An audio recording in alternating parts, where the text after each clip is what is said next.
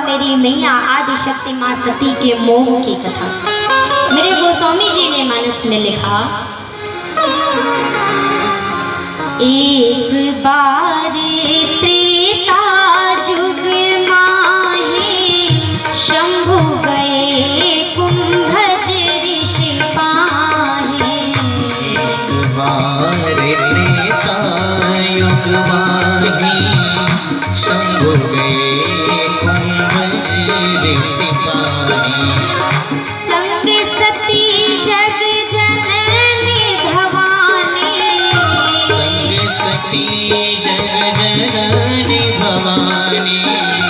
संग सती जग जननी भवानी, संग सती जग जननी भवानी।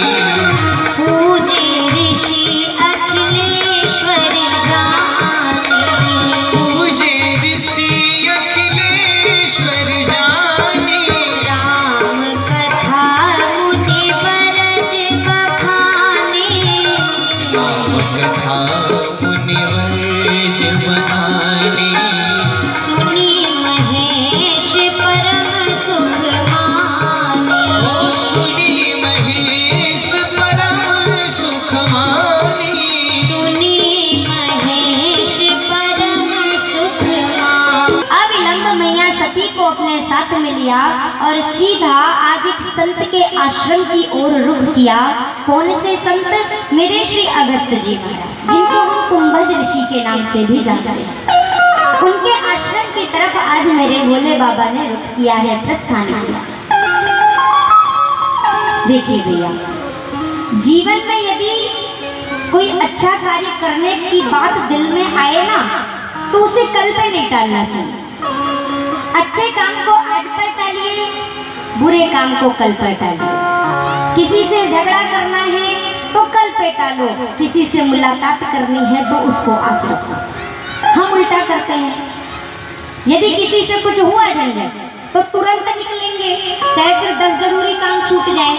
और यदि किसी खास से मिलने की बारी आए, मैं ज्यादा दूर नहीं जाऊंगी, यदि मेरे सामने सरकार से मिलने की बारी आए, आज नहीं मंदिर तो रोज का है, कल चल चल। लेकिन मेरे संतजन कहते हैं भैया, यदि कुछ अच्छी जिज्ञासा उठती है, पहली बात अच्छे ख्याल दिल में आते बहुत कम है। बुरी चीजें तो 24 घंटे मन मस्तिष्क में दौड़ती रहती हैं, लेकिन अच्छी अच्छी बातों का आना कभी कभी ठाकुर जी की कृपा से हुआ करता है। भोलेनाथ के हृदय में जब कथा सुनने की इच्छा हुई तो सोच नहीं किया, विचार नहीं किया कि कल जाऊंगा कि परसों जाऊंगा, और कौन से भोलेनाथ आज कथा सुनने जा रहे हैं। रच महेश निज मानस राखा, जिन भगवान शिव शंकर ने खुद ही इस श्री रामचरित मानस की कथाओं की रचना की है, आज वही भगवान भोलेनाथ कथा सुनने की इच्छा लेकर के संत के द्वार तक पहुंचे। कहने का तात्पर्य मानो हमारे शिव शंभू ये एक उपदेश करना चाहते हैं कि भैया कथा एक ऐसी चीज होनी चाहिए जिंदगी में कि फिर कभी कितनी भी बार सुनिए, कभी दिल ये ना कहे कि बस हमने बहुत सुन लिया। किसी ने संतों से पूछा कि कब तक ये कथा सुनने वाले हो आप लोग, कब तक सुनते रहोगे? एक ही राम कथा है, कितनी बार सुनेंगे? मन नहीं उबता, दिल नहीं भरता। मेरे संतों का बड़ा प्यारा सा जवाब था, भाई उबेंगे, हम भी उबेंगे, लेकिन कब उबेंगे? जिस दिन मछली जल से उब जाएगी और कहेगी बस मैं पानी में रहते रहते थक गई, अब पानी में नहीं रहना। जिस दिन मछली कुछ ऐसा जवाब दे देगी, हम भक्त जन भी उसी दिन कह देंगे अब राम कथा नहीं सुननी, अब राम के विषय में चर्चा नहीं करनी।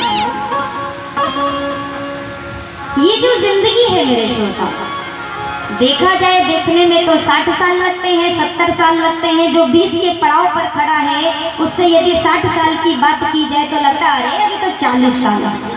लेकिन जो 60-70 तक पहुंच चुके हैं, एक बार मुलाकात उनसे करिएगा और पूछिएगा कि ये 70 साल बीतने में उन्हें कितनी बार पता चला कि 70 साल बीत गए। हम सब आइसक्रीम खाते हैं, अच्छी चीज है, अच्छी लगती है आइसक्रीम भी, लेकिन हमें कुछ सिखा के जाती है मेरे भैया। जीवन में सिखाने वाली चीजें तो निर्जीव भी हो सकती हैं, सजीव भी हो सकती हैं, बस सीखने वाला कोई चाहिए। जिस तरह से आप एक आइसक्रीम खरीदो, आप 50 की नहीं, आप 100 वाली आइसक्रीम खरीदो। आपने आइसक्रीम खरीद ली, आपके हाथों में वो आइसक्रीम है। अब यदि आप उस आइसक्रीम को खाते हैं तब भी वो खत्म होगी कि नहीं होगी? और यदि आप उस आइसक्रीम को खाओ नहीं, बस ये सोचो 100 रुपए की आइसक्रीम है, देखने में बड़ी सुंदर है, खाऊंगा नहीं, आप देखते रहो। आइसक्रीम आपको देखे, आप आइसक्रीम को देखते रहो। ये बताइए क्या वो टिकी रहेगी कि खत्म होगी? आइसक्रीम खत्म होगी कि नहीं होगी? आप खाओ या ना खाओ, उसका काम है खत्म होना। ठीक इसी तरह से ये जिंदगी है। जिस तरह से आइसक्रीम का टेस्ट लीजिए या उसे वेस्ट करिए, उसका काम है खत्म होना। ठीक है, इसी प्रकार से ये जिंदगी है। चाहिए तो इसका टेस्ट लीजिए, चाहे तो इसे वेस्ट कीजिए, इसका काम है समाप्त। जिस तरह से एक रेत होती है, रेत को इंसान जितनी कस के मुट्ठी में पकड़ना चाहता है, वो रेत उतनी तेजी से फिसलना शुरू होती है। किसी एक संत ने बहुत ही खूबसूरत लाइनें लिखी, बहुत प्यारी सी बात कही कि खाली किताब के पन्नों की तरह जिंदगी के दिन पलटते जा रहे हैं। आज कौन सा दिन है? शायद मंगलवार। यदि मैं आपसे प्रश्न करूं कि मंगलवार जा रहा है कि बुधवार आ रहा है, तो आपका उत्तर क्या होगा इस मामले में? मंगलवार जा रहा है कि बुधवार आ रहा है, आपका क्या उत्तर होगा? कुछ का होगा मंगलवार जा रहा है, कुछ का होगा बुधवार आ रहा है। जो इस बात को दिल में लेके चलते हैं मंगलवार जा रहा है, सही कहूंगी तो मंजिल तक वहीं पहुंचेंगे। लेकिन अक्सर हम गलती करते हैं, कल एक नया सवेरा होगा, न कल आता है न नया सवेरा होता है।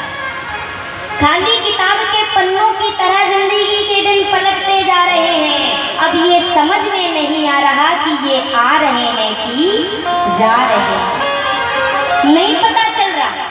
यदि एक खाली किताब आप पलटते जाइए, अब वो आ रहा है कि इधर के पन्ने जा रहे हैं, आप तय नहीं कर पाएंगे मेरे श्रोता। हम आप कहते हैं कि बुधवार आ रहा है, लेकिन मेरे संत जन कहते हैं ना भैया, आज मेरी जिंदगी का एक दिन और जा रहा है, आज फिर से एक दिन कम हुआ है। किसी ने कहा कि ए जिंदगी तू ही बता, मैं तुझसे कैसे प्यार करूं, तेरी हर सुबह मेरी जिंदगी का एक दिन कम करके चली जाती। इस जिंदगी का काम है चलना, और हमारा काम है इस चलती हुई जिंदगी में अपने काम की चीजें लेना। काम करना बात अलग है, लेकिन काम की चीजों को जिंदगी में उतारना बात अलग है। यहाँ पर बैठे मेरे जितने श्रोता हैं, मेरे जितने भी बड़े बुजुर्ग हैं, हम सब लोग राम जी को मानते हैं। राम जी को सब मानते हैं कि नहीं मानते? सभी लोग राम को यदि नहीं मानते तो कथा सुनने क्यों आते? इतनी भव्य तैयारी क्यों होती?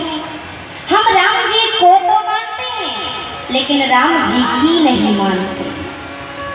हम राम को तो एक मानते हैं, पर अपने राम जी की एक नहीं मानते। मेरे ठाकुर जी ने क्या कहा है, उन्होंने क्या किया है, जीवन कैसे जीना है, जिंदगी कैसे चलानी है, हम ये नहीं मानते।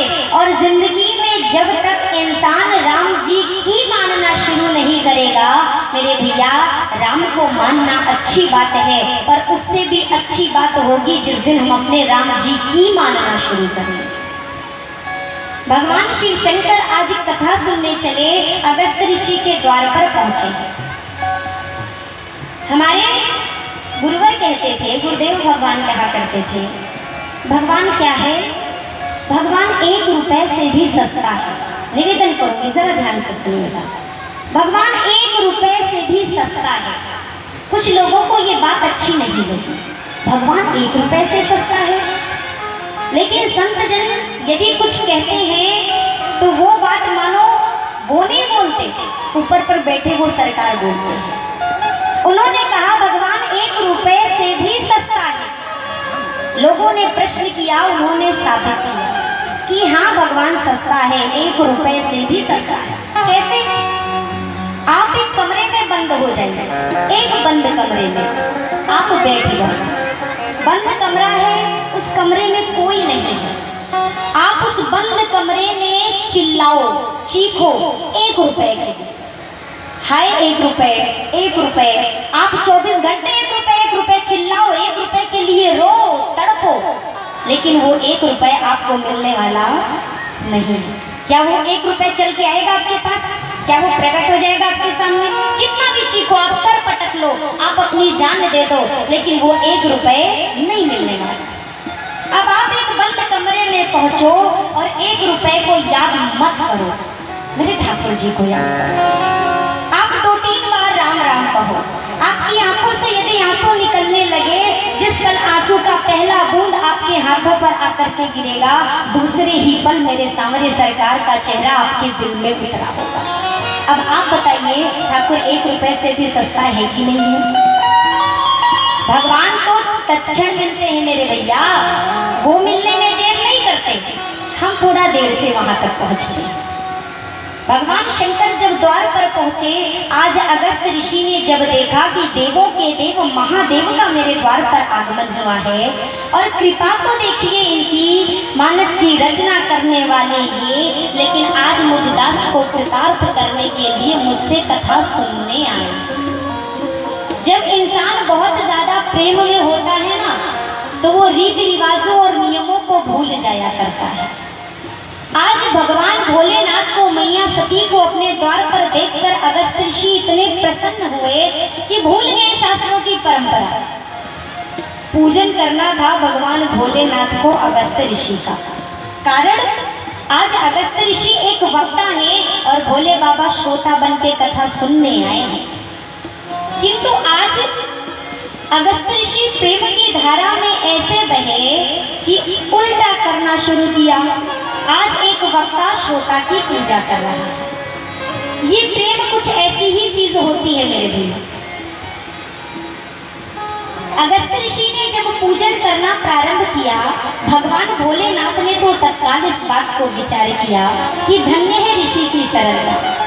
नियम ये कहता है, शास्त्र वेद पुराण ये कहते हैं कि श्रोता वक्ता की पूजा करे।